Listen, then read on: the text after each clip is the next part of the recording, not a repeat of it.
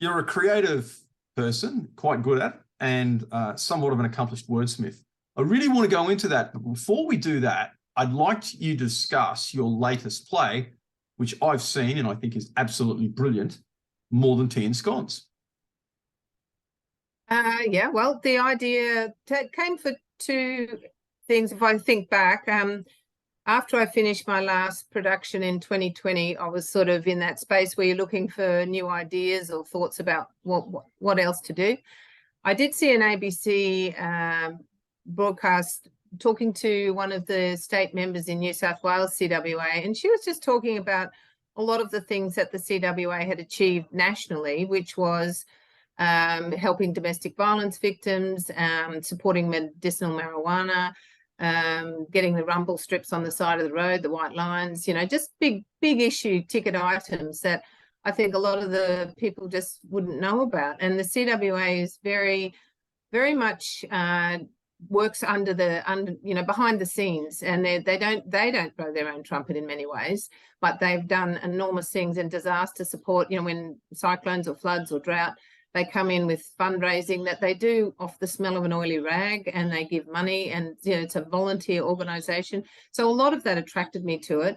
And then the other thing was that I was born in Brisbane, but I spent many years in Cairns, and so I traveled between Brisbane and Cairns many times in driving up and down that road, and saw lots of CWA halls scattered all the way along and up and down, and they just there and very similar, blue and white, and you know, some are made out of corrugated iron sheeting, some are Besser brick, but you know, a lot of tongue and groove and corrugated iron roofs.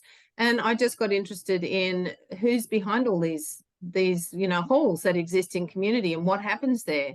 So I put the two together, and then I made a phone call to Meg Trimble, who's the Far North Queensland divisional president here in Cairns, and asked her what she thought of the idea. And she said, well, it's okay, it's not really important what I think, that has to go through state office. So then I contacted the state office in Brisbane and put it in writing, and they came on board with their preliminary support and sort of said, well, go to the first stage, see how it goes with all your research, and then we'll sort of take a look at it after that. So I applied for some Arts Queensland funding, I got it, and then that's when I travelled 2,200 kilometres through the end of August 2021 through till Feb the next year, all over North Queensland, up to Cooktown, down to Tully and out west, and interviewed over 70 women, visited or engaged with 22 CWA halls, took lots of photos, you know, had some wonderful conversations, and basically collated all that research together. So when I got it together in March 2022, we put on a creative development at the Freshwater CWA Hall, and then I put on like a public viewing to air the material that we collected, or I'd collected to that date. And that's when I engaged some actors, and Rachel Terry, who's the director, who's been with the show since then. And yeah, we did just 5 days of sort of getting it together and pulling the script together in that period. And then on the Friday evening, we did a show to about 35 people came, mainly the public, some of my creative friends and some CWA people. And so it was just really successful. Just people loved it. And that was only that was the actors still had scripts. The material was still pretty raw. You know, we hadn't really refined it. And then based on that, then the CWA approached me and said they were having a conference in June 2022 in Cairns.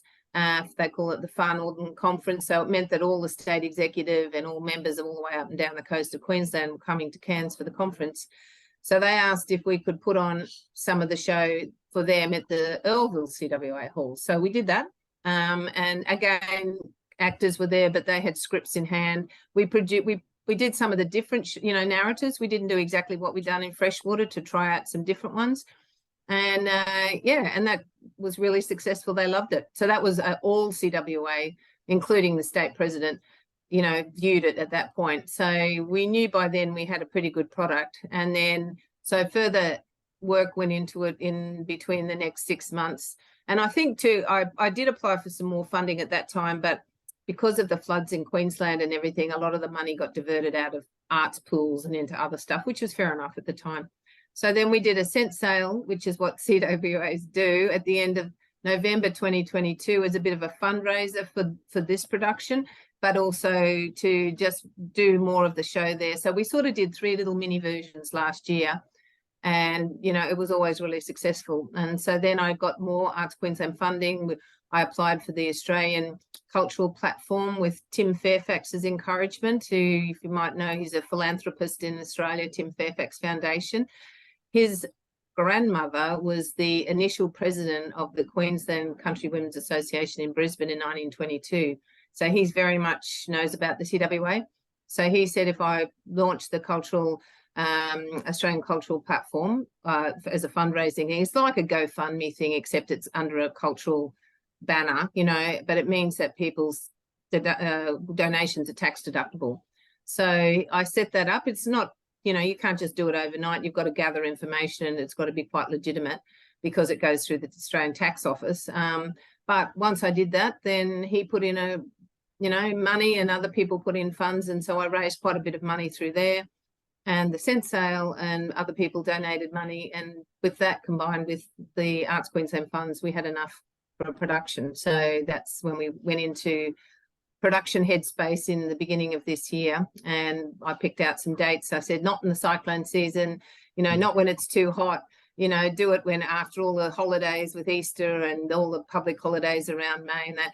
So that's when it started at this period. And then with Rachel's encouragement, then we decided, I had considered doing a main stage production because I've done that before, but because we'd trialed it in the CWA halls already, and people loved the fact that it was in situ, and that they were actually, the Queen was on the wall, you know, people were there. So they really enjoyed that kind of, you know, bringing a community show to the community. And so then we went with that. And so that's what we've done. And it's been just super successful and a sellout. So yeah, that's the process.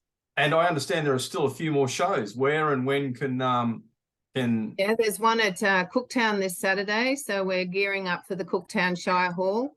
And yes, so that's, yeah, the try booking there. The Mareeba one, I think I just had a look a minute ago. It's probably got about 19 seats left on the Mareeba Shire CWA Hall.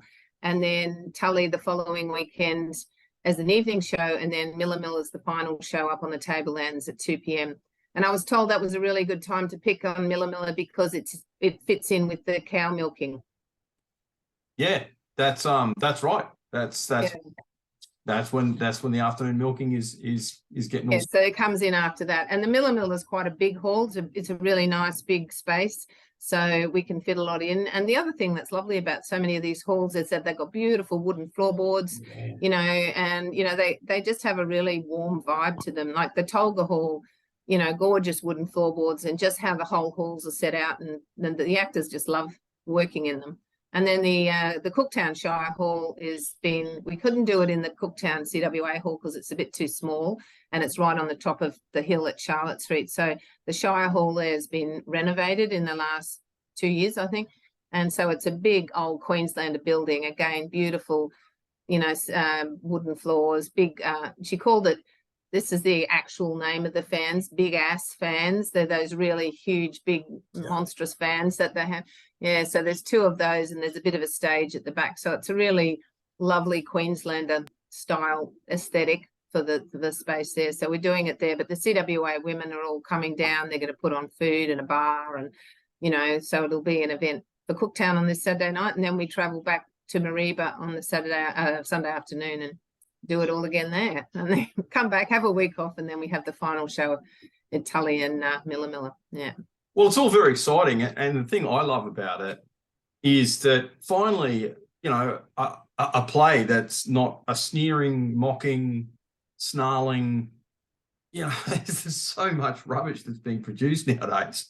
And I saw this, and I thought the dialogue was great. I thought the music was great. I thought the acting was great.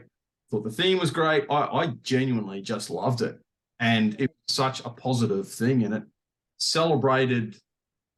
Oh, you know, it didn't mock God, Queen, country, or women. Like, it was just, and it didn't have women as Wonder Woman holding men upside down, throwing them against the wall. And I think that's, yeah, it came out really, really respectful. And that came out of the stories, like all the narratives that I collected. You know, the women were really generous, you know, with their time with me. Some of them I interviewed in their homes. You know, they invited me into their actual houses, and others were held in the halls with, you know, maybe 4 or 5 women came to the hall and we had a kind of collective interview.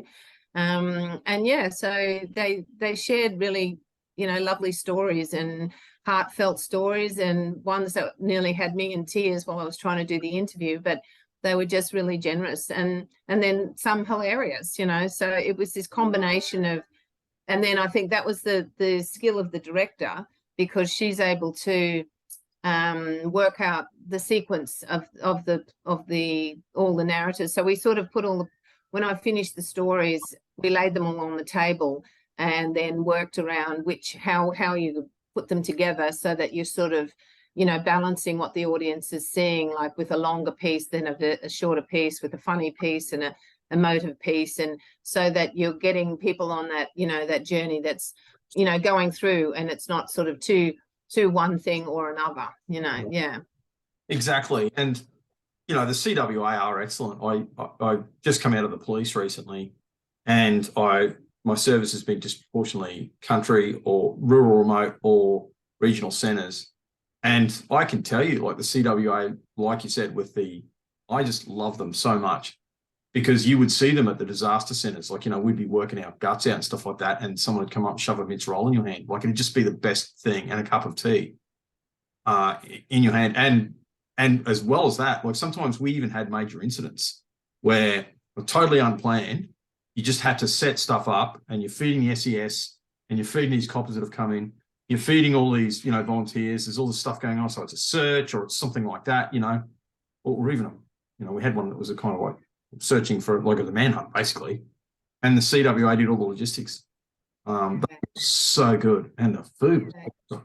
Yeah, it was. And then they said, you know, like at Belvedere Kerr, the derail, you know, said that they would be called if someone got lost at derail, and so they'd go down there and just have big tubs of pasta and, you know, sort of spaghetti bolognese stuff that, you know, and volunteer, and they would do it all. And, you know, it was amazing, just their tenacity, but also their resourcefulness when they didn't really have very much. And they told me the Mariba ones, which this didn't make it into not all of the information, because most of the interviews took like an hour. Yeah. So you'd have an hour of text at least. And so we had to kind of work out what we put in, what we take out.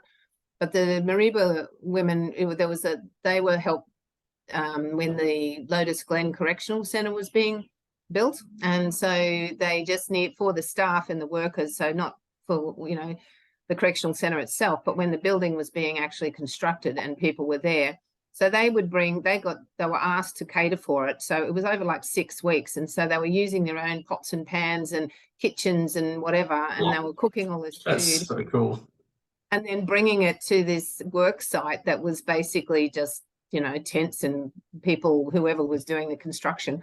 Yeah. And, you know, just providing food on a daily basis and coming and going with their own cooking facilities, you know, and sort of that was what they did. And the same like with Tinaroo Dam, you know, they were taking, and I think a lot of it too was related to the fact that particularly in rural or regional areas, there's not the big, you know, there's not supermarkets on the corners, and there's not coffee shops everywhere. So they became those things, you know, and I just know from my experience now being in all these centres and getting to know more and more of the women as I've liaised with them over the time, how embracing and friendly they are, you know. And so you can sort of walk into meetings and everyone's there, oh, hi, back, you know, you know. So that's been really lovely, you know, to feel that camaraderie. And that's certainly something that came out in all the narratives that I did, you know, all the stories.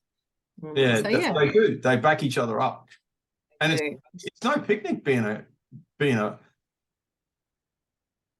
country woman, because, you know, disproportionately we think like squatters' wives and stuff like that, and that's true.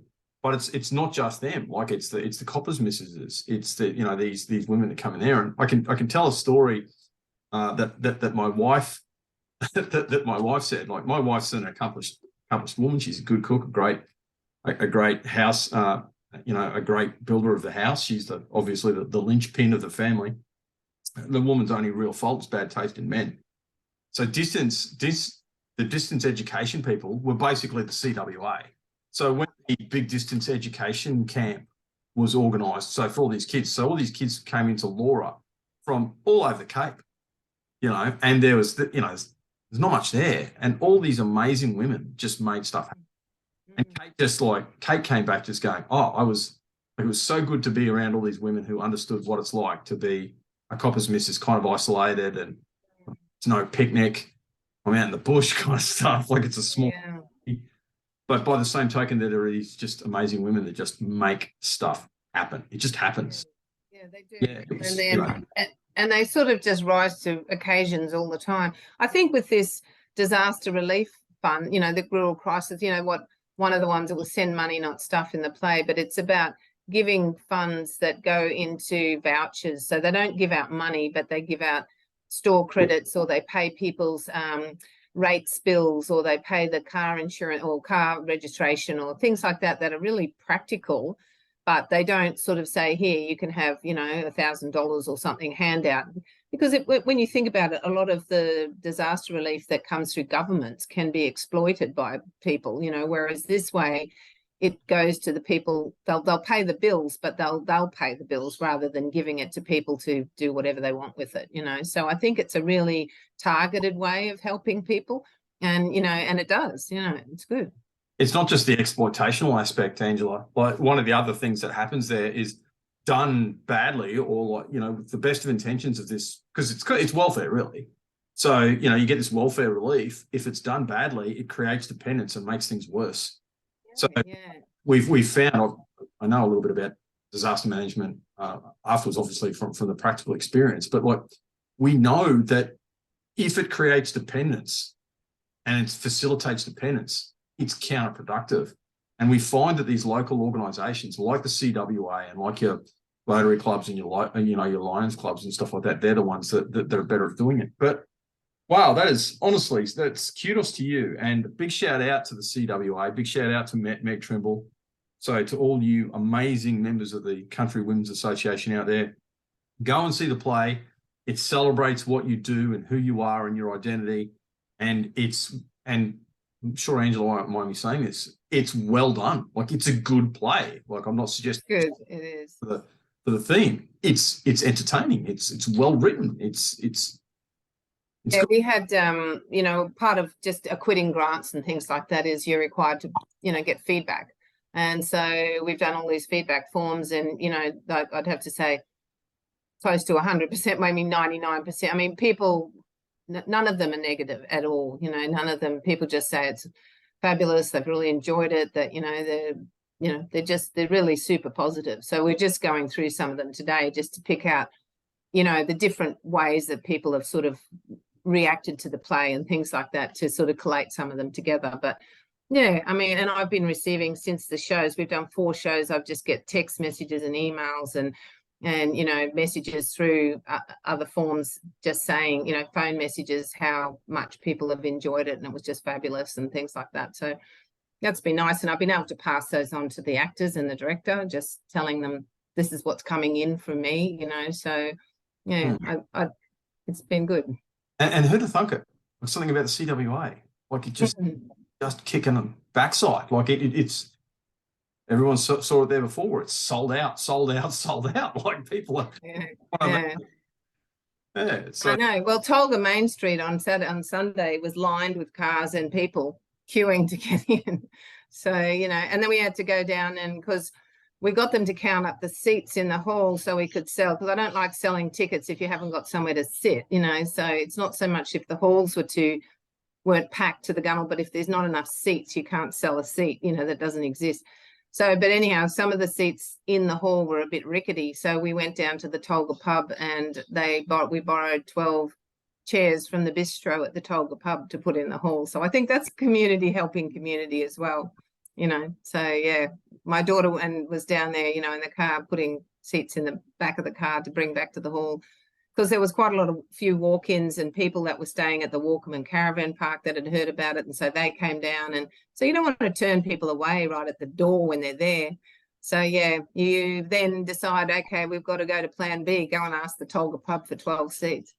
Yeah. So we did. In the true CWA spirit, make it happen. Absolutely, yeah.